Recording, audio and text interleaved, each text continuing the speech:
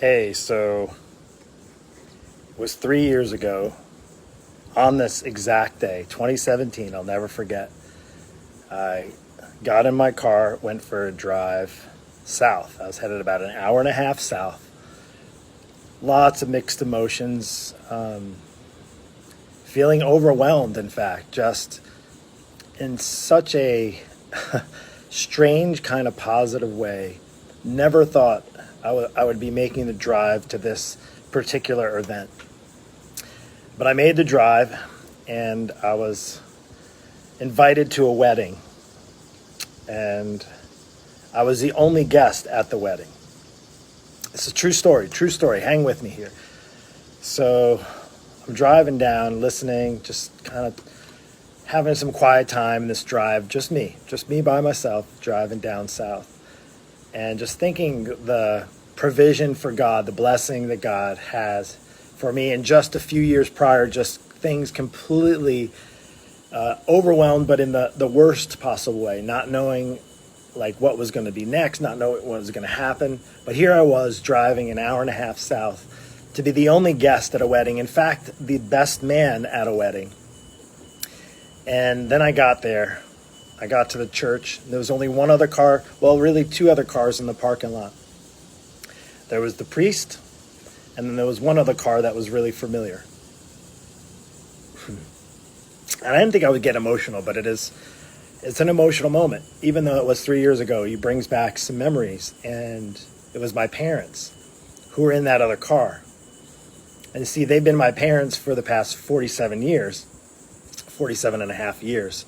But on this day, it was interesting because I was a guest at their wedding, their second wedding. So I met them in the parking lot. We went in, and the priest proceeded in like a normal wedding would happen, and I was the witness at the wedding, the only guest at the wedding, my father's best man at his wedding, and it was like a surreal experience for me. And I'll just never forget thinking about this like vision of hope.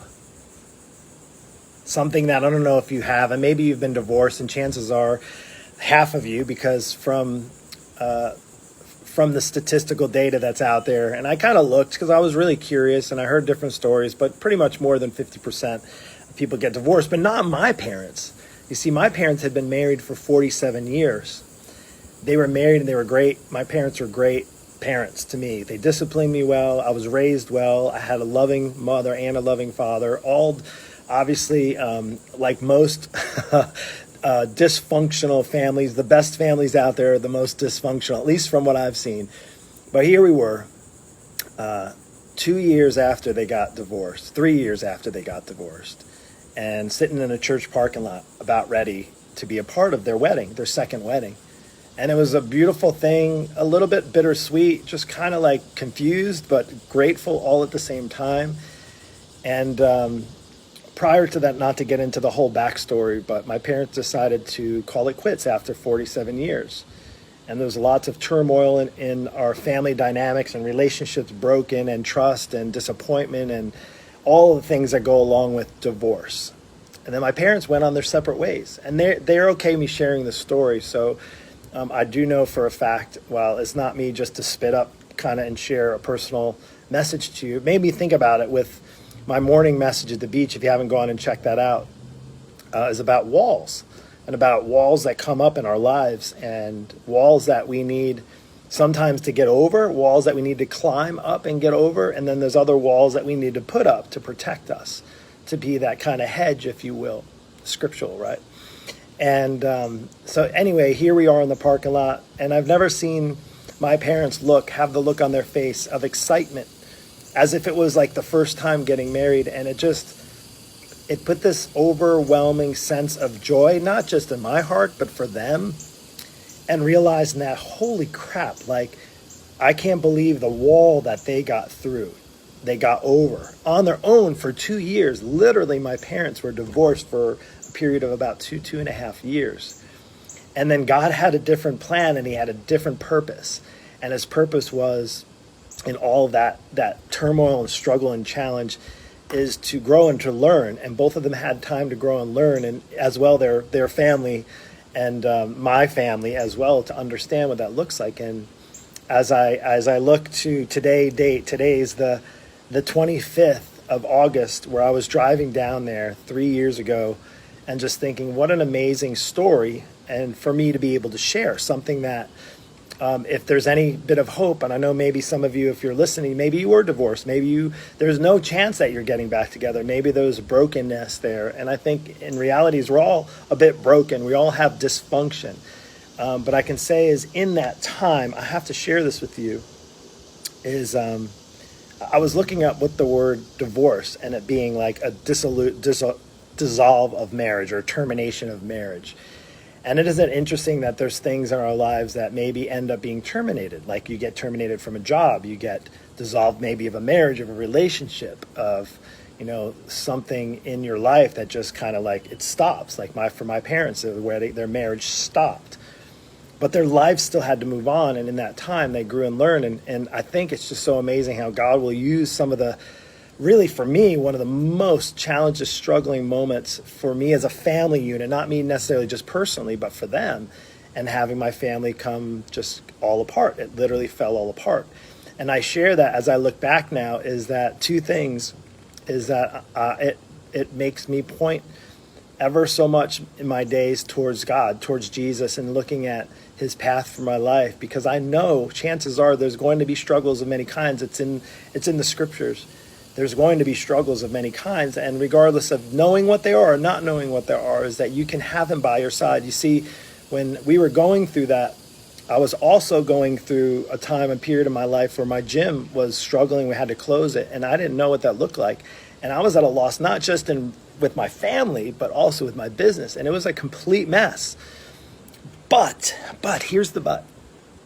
But I had Jesus in my life. I had faith, and it was something that I never felt, the sense of comfort and the sense of protection and the sense of wholeness, despite all the other things being jacked up, despite my family structure being all thrown all over the place, between the stress and even my own family personally, the stress of having a gym that I had to do. And it just makes me think of this verse, John 6:35. Then Jesus declared, I am the bread of life. Whoever comes to me will never go hungry, and whoever believes in me will never go thirsty. Now, we're not talking about food here, because it definitely, I would say, spiritually, physically, emotionally, there was a time not too long ago before I was making that drive down to my parents' church where they go, and where they were going to get married, and I never felt so full. That was one of the moments in my life I never felt so full from them, thinking that God had this the whole time. He had it. He knew exactly what he was doing. He had a purpose and a plan. It wasn't any of our plans. It wasn't my plan, my parents' plans to get divorced. It wasn't their plans to get back together, but it was his plan. And it's interesting, if you go back to this verse, is I am the bread of life. Whoever comes to me will never go hungry, and whoever believes in me will never go thirsty. Now, I'm not saying that all prayers are answered. I'm not saying that all divorces get restored. But I was saying in this moment in my walk with Jesus is that there was a wall that was there. In my family, there was a wall for my parents. There was a wall, both of them separately, a wall for them spiritually, emotionally, all those things. And God had a different plan. He had the plan to provide exactly what they needed. And that's where they're at now. And it's interesting. I'm going to give them a call today and congratulate them on their wedding anniversary from 3 years, their third year wedding anniversary, although they've been together for now, I guess, over 50 years. And it just makes me think of the bread and the bread of life and where you get it from. And it can be all the things of the world, or it can be just having faith and trust in God that he has you. No matter what kind of jacked up situation you're in, you probably, chances are, if you've survived any of this pandemic, any of this lockdown, any of these struggles, any of job loss, relationship struggles, chances are there's a lot of those going on, is that there is this God who oversees it all, and he knows all, and he breathes all, he speaks all. And the cool thing about that verse is, whoever comes to me will never go hungry, and whoever believes in me will never go thirsty. Now, of course, you have to go after him, because, I was at a point in my life, I didn't know what else to do. I had no idea where to turn. I have a great relationship with my wife, but it wasn't enough. that wasn't enough to understand getting through. And I just want to give you this encouragement, the Daily Dose, episode 149, to share with you this kind of bread of life. Is take hold of that, and you'll never go hungry, you'll never go thirsty. And here's another one, Colossians 3:14, above all else, above all these, but on love, which binds everything in perfect harmony. Like, if there was a moment a few years back, there was no harmony going on in my world. No harmony. None. But above all else, put on love. Sorry, above all love, all else. I wrote it down. Put on love, which binds everything in perfect harmony. So, first off, the love comes from the one above who loves you just unconditionally. And if you can grasp that unconditional love, it makes, no matter what kind of circumstance you're going through, no matter who you need to love on, no matter who you need to help support and encourage and build up, is that when you have that love and understanding from God, it makes it a whole lot easier to do, no matter the circumstances. And it's just interesting, like, I just kind of share this with you. It really was a struggle. In fact, it took me 10 minutes to go live with this, because it's I'm revealing a bit of myself to you. And I don't know if this can relate to you. Maybe you're going through a divorce. Maybe it's not. I know we think of divorce as divorce with a couple, a relationship with another individual, right? A marriage, a binding marriage, a covenant, right?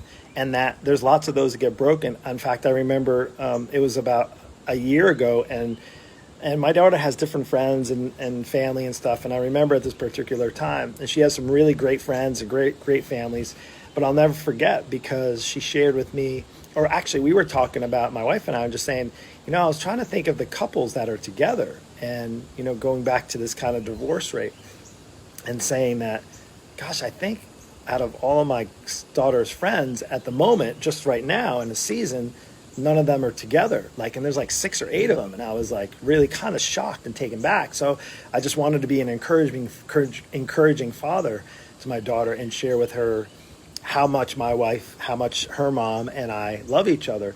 And it was really hard to hear. And maybe this is hard for you to hear. Maybe you've been divorced, or you're going through divorce, or maybe struggling in a relationship. Is that, and I don't know if you've ever heard this before, maybe you have a strong relationship, but my daughter said, I said to her, you don't have to worry about your mom and I, we're close, we're bonded, there's not even a question. She's like, yeah, that's what my friends said about their parents. They said that they weren't ever going to get a divorce, and here they are divorced. So I was saying, again, not to knock it, not to say good or bad or indifferent, and I know that a lot of relationships now need prayer. I know also that God has a bigger path and a plan for your life. And I know that if there's walls, is sometimes the best way is to open and communicate with others. I think in relationships, when it comes down to that, I know one of the things that my parents were able to restore their marriage through communication. And my dad's not the best communicator, and my mom over communicates. I think that's where I get my voice from. And I would say the two of them together were able to communicate and work through things. And I would say is the one beautiful thing is I think God had it already mapped out. He already had that planned out for them. And it's beautiful to see them together, although they still bicker and argue just like any couple that have been together for years and years do.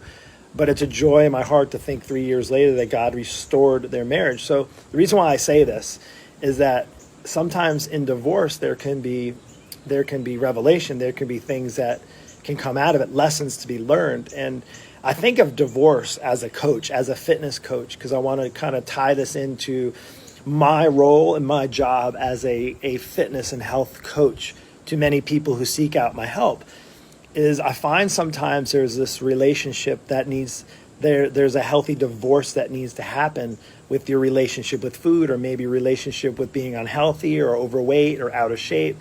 And sometimes there could be a lesson learned in a divorce, so to speak, if you're following me here, a divorce with terrible eating habits, a divorce with laziness, a divorce with not actually pursuing your best, a divorce that maybe require you to break through a wall rather than step over the wall. And then you can break through that wall so you can build up the guardrails like we talked about, a different kind of wall.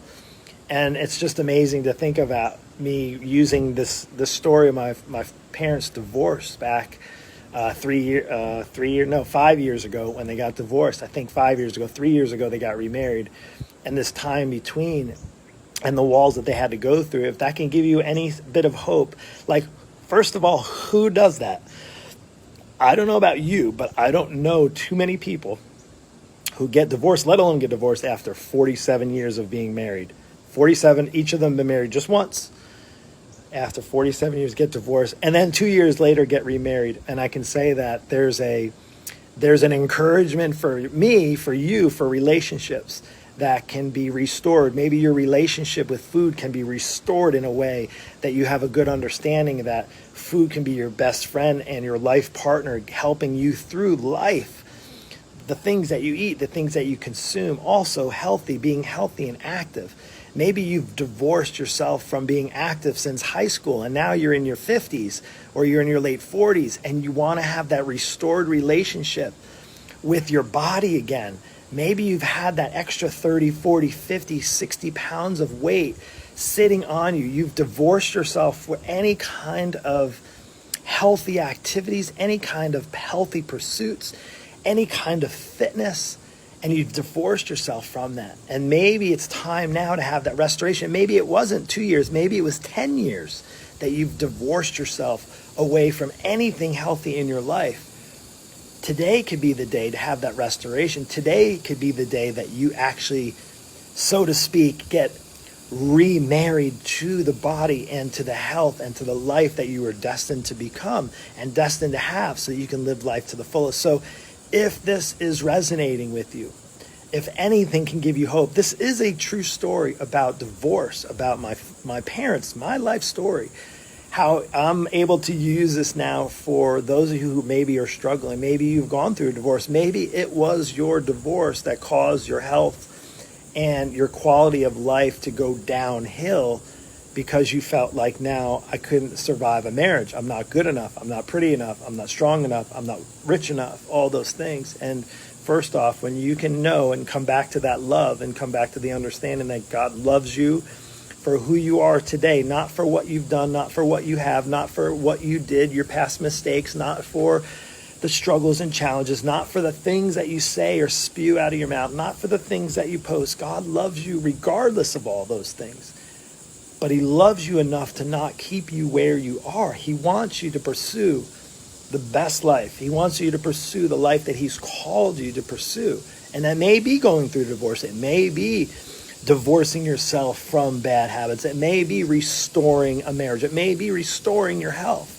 Regardless of that, I want this message to be as encouraging as it can be. I hope this found you well. I hope that if it did resonate with you, and maybe you are stuck and struggling, and maybe you need to divorce some bad habits, so you reach out to me, send me a message, we'll get on a call. I've gone through, this is just one story in my life. I have many, but I hope if this did resonate with you, and it is time maybe for you to either, it's time to take back your health, and maybe it is time for a divorce. I'm not saying to get divorced in your relationship. That's with marital counseling and all that, but I'm saying with respect to your health and respect to maybe your eating habits and respect to your life. If it's time to divorce some bad habits, and it's time to separate yourself, to terminate that kind of relationship and to start a new one, then reach out to me. Let's get on a call. Let's see if we're a good fit together, because that's what I've made my life's work. Made my life's work to help people to restore their health, to help get them back, to almost remarry what they lost maybe from childhood, maybe from their early years. That's all I have to say. I hope you have an amazing, blessed day. Take care and God bless.